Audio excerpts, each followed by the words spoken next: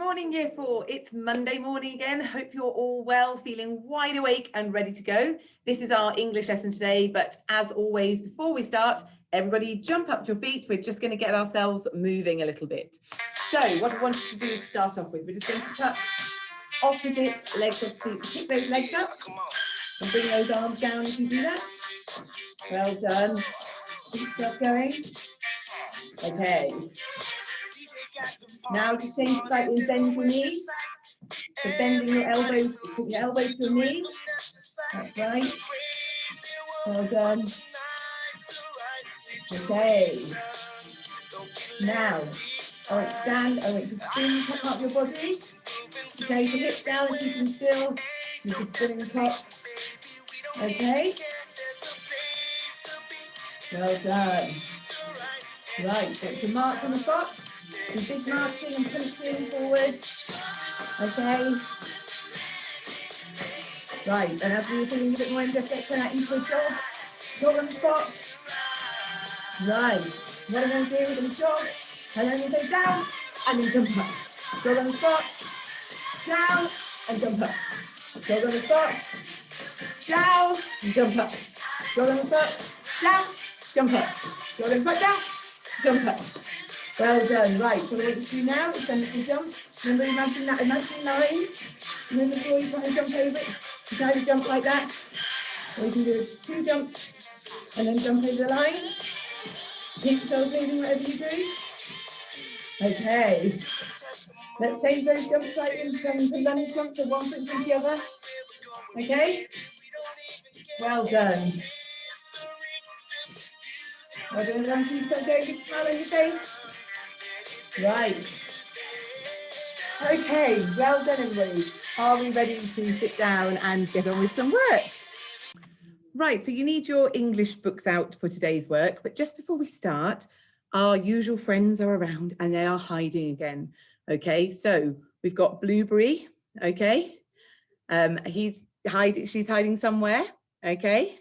And Monty is also hiding somewhere, so be looking out. And Blossom is back this week. And Blossom, some point during this lesson, is going to change something, and we're going to have to see if we can spot at the end what has moved. So you need to be paying real special attention to when you can see the board behind me and see what might have been moved, okay? Right, so keep your eyes open.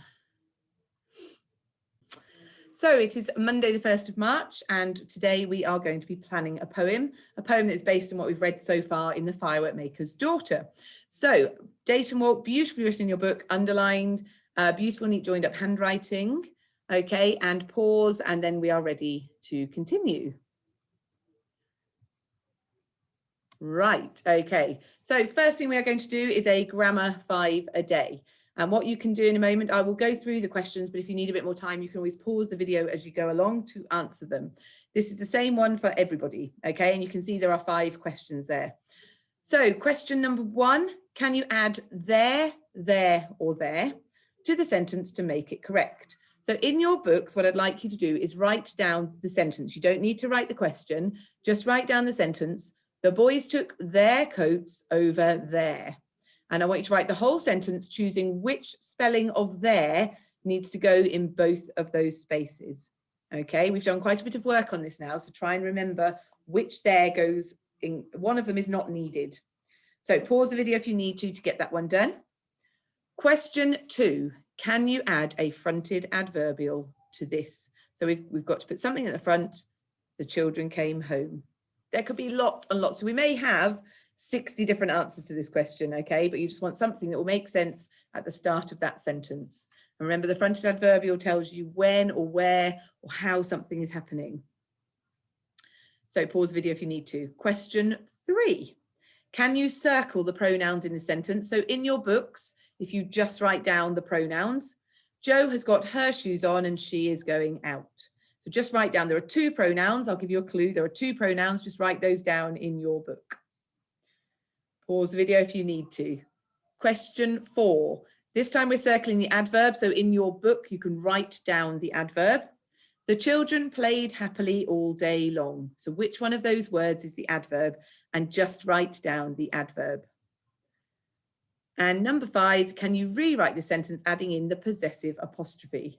The dog's bowl is in the corner. So in your books, just write the dog's bowl is in the corner. And whenever you're doing your writing, whether it's grammar 5 a day or handwriting, really work hard on making your writing beautifully neat and joined up. Okay, pause the video if you need to add to any of those. Otherwise, we will go through the questions. Okay, so the first question said, the boys took their coats over there. So I'm just going to show you on this board here. I'll write on this one so that you can see. Okay. So the boys took, I hope you all put their, because they belong to them, it's T-H-E-I-R, their coats over there, T-H-E-R-E, okay? And we would need a full stop.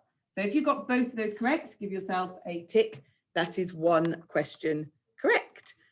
Right, question 2. Can you add a front of adverbial to this? So you could add many, many answers for that question. Later that day, the children came home. Slowly, the children came home. Suddenly, the children came home. In the evening, the children came home.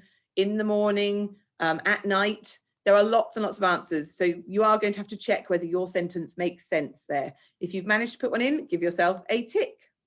Question 3, can you circle the pronouns in this sentence? So again, I just want you to write them down. Jo has got her shoes on and she is going out. Remember, the pronoun replaces the noun. So Jo is our main noun, shoes is a noun, but Jo is being replaced twice in our sentence. Her shoes and she. So her and she are the pronouns.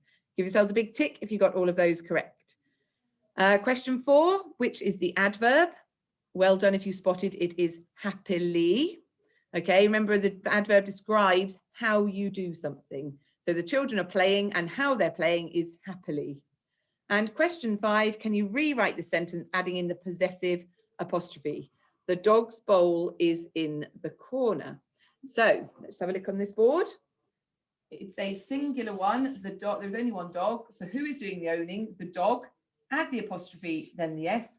The dog's bowl is in the corner. So give yourselves a tick if you got that one correct. So what I'd like you to do is add up how many questions you got correct. And as usual, we have got some exercises. Okay, so if you got one question right, you're doing 30 seconds of star jumps, 2 questions right, 30 seconds of squat jumps, 3 questions right, 30 seconds of lunge jumps, 4 questions right, 30 seconds of bunny hops, 5 questions right, you get to choose. It's all jumps today. So your time starts now, off you go. So bunny hops, you can do that all around your room, putting hands down, then your legs follow as you do a jump. Okay, remember the lunge jumps, it's one leg in front of the other. We've now got 20 seconds left. Squat jumps, get right down into that squat, and obviously star jumps, we've done those lots and lots of times. If you're doing a choice, you maybe want to mix around a bit and do a few of all of the different types of jumps. That is fine, but whatever, remember our motto, we just keep moving, don't stop at all. You are now down to your last 5 seconds. 4, 3, 2, 1. Well done. Now, just keep your eyes out because I think Blossom might have changed something. Just a bit of a hint there because I'm going to go back to our PowerPoint now. So you'll have to have a look at the end now if you haven't noticed it yet. Okay. So as we said at the start, we are going to be planning out a poem today. And we're going to be thinking about Hamlet.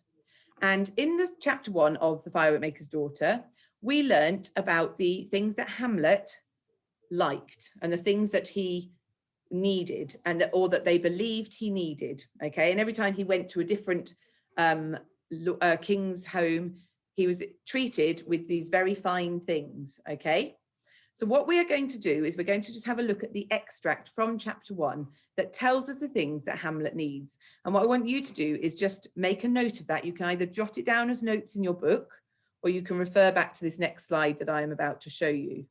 Okay, so this is, I've basically just put this is the part in chapter 1 that tells us what the white elephant needed. So, now the king of that country owned a white elephant. It was the custom that whenever the king wanted to punish one of his courtiers, he would send him the white elephant as a present, and the expense of looking after the animal would ruin the poor man. Because the white elephant had to sleep between silk sheets, enormous ones, and eat mango-flavoured Turkish delight, tons of it, and have his tusks covered in gold leaf every morning. When the courtier had no money left at all, the white elephant would be returned to the king, ready for his next victim. Wherever the white elephant went, his personal servant had to go too. The servant's name was Chulak, and he was the same age as Leela. In fact, they were friends. Every afternoon, Chulak would take the white elephant out for his exercise because the elephant would go with no one else, and there was only one reason for this. Chulak was the only person beside Leela who knew that the elephant could talk. So as part of the punishment, as we learnt last week, the person that had the white elephant needed to provide him with various things. And we can see in this first paragraph the things that he needed. Okay, so he was expected to have, see if you can write the things down and then I'll just go through it with you. What things did he need? Well done if you've picked out that he needed silk sheets, and they were very large ones, mango flavoured Turkish delights to eat. And again, not just one mango flavoured Turkish delight, but tons of it. That means lots and lots of it. And probably the most expensive thing of all was his tusks that needed to be covered in gold leaf every morning. So what we are going to do today is you're going to be planning out the things that the white elephant needs, but also thinking of where it's come from, but thinking about what that he doesn't like it, what you think he might prefer, and then coming up with some synonyms for dull and grey. Okay. Now there are some planning sheets in the folder for you to work through, and I'll show you those in a second. But just to go through this then, so this bit has already been completed. What does Hamlet need? Looking at the first table, silk sheets, mango flavoured Turkish delight, and tusks. And then what you're going to do is work along each column. And I've done one as an example. If you're really stuck for ideas, I don't mind if you use these ideas, but it would be a bit more interesting if you come up with your own. So where is it from? Now, I did lift this from the chapter, From Faraway Lands in the East. We're not entirely sure where this story is set. We know it is somewhere in the Far East, maybe India, maybe China, okay? So when you're thinking about where these things come from, think about where the story is set and therefore where these things might come from. Now, we also find out that the elephant doesn't really like these things. They're just expensive things that the king is expected to buy. So the thing that he doesn't like is the sheets, the Turkish delights, and the tusks covered in gold leaf. What I want you to do in this box here is not just write the sheets, the Turkish delight, and the tusks, sorry, the gold leaf tusks. It's actually to think of some descriptive words, okay? Some words to describe what these things are that he doesn't like. And try and think of 2 adjectives for each of the boxes. So smooth, silky sheets, 2 adjectives to describe the mango flavoured Turkish delights, and 2 adjectives to describe the gold, okay? Then I want you to think what the elephant might prefer. So as an alternative to silk sheets, which I'm not sure an elephant would be that thrilled about, I've written that he would prefer golden warm straw to make a comfortable bed. Pretty sensible idea for an elephant. So I want you to think of something else that he might prefer, okay? And then we're going to be thinking of some synonyms, okay? Words that mean the same, but are better descriptive words, okay? For dull and grey, because that was obviously describing our elephant, okay? Now, if I just move on a sec, there is a planning sheet, okay? Very similar to that one that I've just shown you. This is for Africa and Asia. Now it is on this PowerPoint, so you could literally sit there with your book and copy that table into your books and write down the different things, or you can print that sheet off and write straight onto the planning sheet. Similar, there is one for Europe and the Americas, and what I've done there is we've put what he needs, but you need to think about, sorry, you need to think about, my computer just died then, you need to think about where it is from, what he doesn't like, what he would prefer, okay? And again, thinking of these synonyms, other words for grey and for dull, okay? Now, what we're then going to do with this planning sheet tomorrow, or the next day, actually on Wednesday, we are going to be putting this into a poem about the white elephant, what he with what they thought he wanted and then what he actually would prefer. So obviously description, adjectives is really, really important. So you may want to use a dictionary, you may want to use a thesaurus to find how to spell particular words, and then a thesaurus to help you find better words for things. So if you come up with a word like big, look it up in a thesaurus and it will give you alternative words for that word, okay? That are maybe a bit more exciting, a bit more interesting. Try not to make each column have exactly the same words in it. Try to find a variety of words as well, because that will make your poem so much more interesting. So this is your task for today. And obviously you could do this very, very quickly if you rush it, or you could spend a bit of time really trying to push yourself and trying to find better words. If you don't have a thesaurus at home, because they are really useful books, then you can always Google online, and you could put into Google other words for big, other words for silky, okay? That's a way to help you if you don't have a thesaurus. But if you do have a thesaurus, it'd be great if you could start using one. Remember, we have used them in school. They are all in alphabetical order. So you look up the word. So if you're looking for the word big, you know it is going to be near the start of your thesaurus. Okay, so that's your activity for today. I hope that all makes sense. Just before we finish, did we manage to spot Blueberry and Monty? They are hiding in the picture. Well done if you spotted that Blueberry's little eyes are poking out of the box of tissues. There's Blueberry. And well done, Monty's cleverly hidden himself with the pot with the pens here. Well done, Monty. There he is. And what about Blossom? What did Blossom move? Did anyone notice there was something here at the start that no longer is? Well done if you spotted that there was a lump of blue tack on that board. And Blossom, while didn't even notice, came along and moved it. Okay, so well done if you spotted all those things. Have a great day, everybody, and I will see you very soon. Take care. Bye-bye.